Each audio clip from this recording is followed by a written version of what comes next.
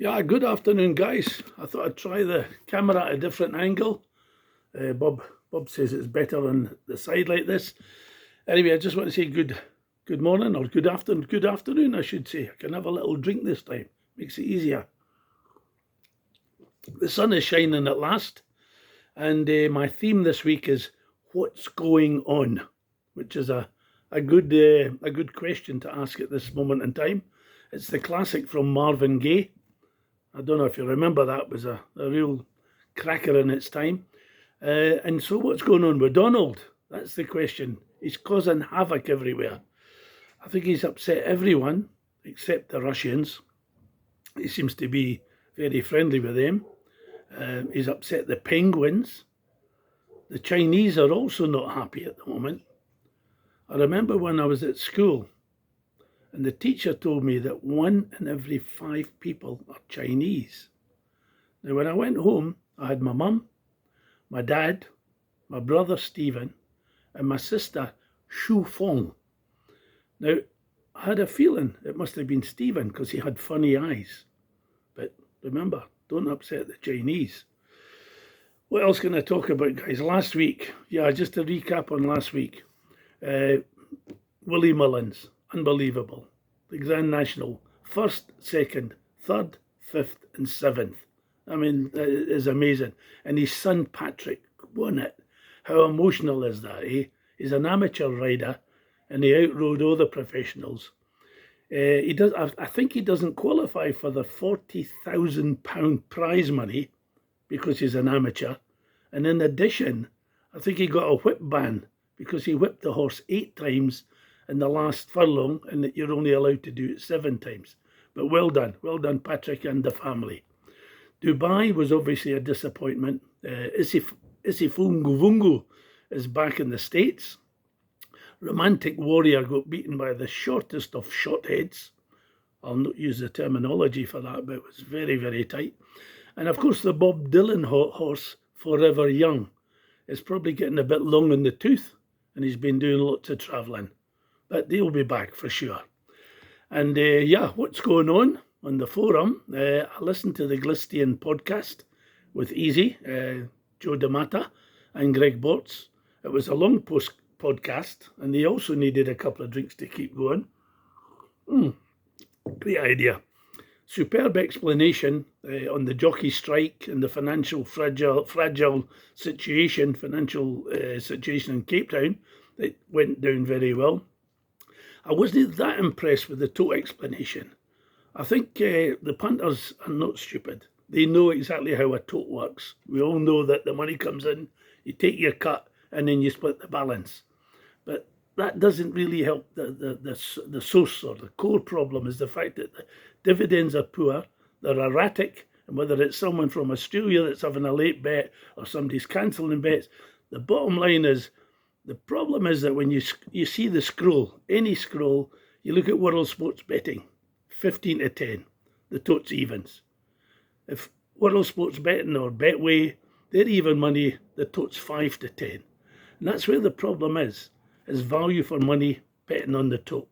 And if you do put £1,000 on and it's 1.5, sure as fate it'll be 1.3 after you put the bet on. So how do we fix that?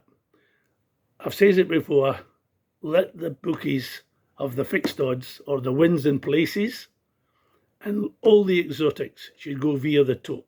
And that should help correct it a bit.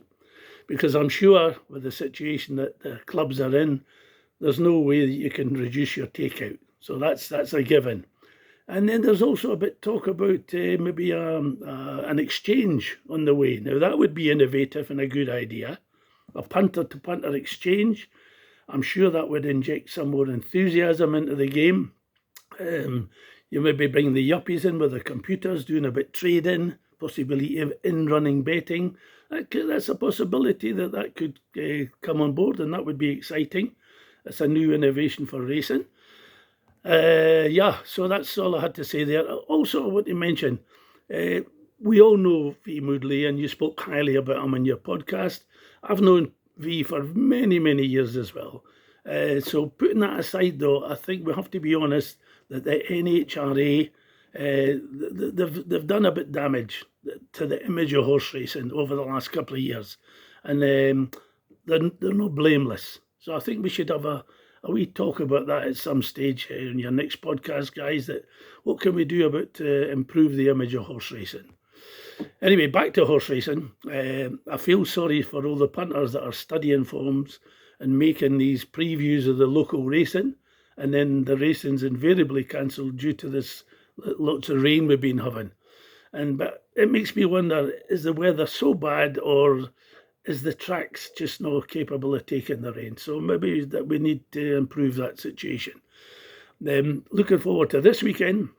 It's the Scottish Grand National, and obviously Willie Mullins is in town. He's at Ayr Races. I've been there before. Yeah, it can be very cold at times, but I went there. The last time I went to Ayr Races for the Grand National was with my late father-in-law, and he actually backed a horse called Barona, 33-1. So yeah, that took away the pain of the bad weather. But you can check the history books, but it's many years ago.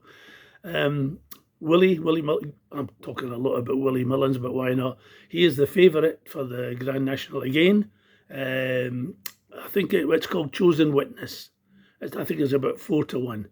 He's also got a horse in the race called High Class Hero, and I think that's probably a better each-way bet than the favourite, but maybe you could even punt them both. And it's possible he'll also win the Champion Hurdle with Cargessi. Also, I'm sure Paul Townend will be on that one. The flat season's also underway, and I was very impressed by a horse called Cosmic Year the other night at Kempton. So keep an eye on that one for the 2,000 guineas. It's a Carrag flat season in Ireland, where the other Irish genius, Aidan O'Brien, he's back in full stride with Ryan Moore on the back of most of the fancied ones. So keep an eye out for them. Just to mention, Bob Bob's going to insert my song, What's Going On, at the end of this podcast. And he also gave us a wee tip. One of his threads is on the Masters this weekend. And he's recommended to have a few Bob and a chap called Bob. So take that as a tip, a good tip. It's the sales happening probably just right now. And that normally shows us a trend on how the state of racing is going forward. If it's a good sale, it'll be positive. But let's just see the numbers and who's still buying horses. And I think that's about it for this week, guys. I'm going to sign off now. I'll just say good punting and all the best. And if you're exchanging money into rands from pounds, it's a dangerous time. And let's see what Donald gets up to. As I say, what's going on? Cheers, guys. See you soon.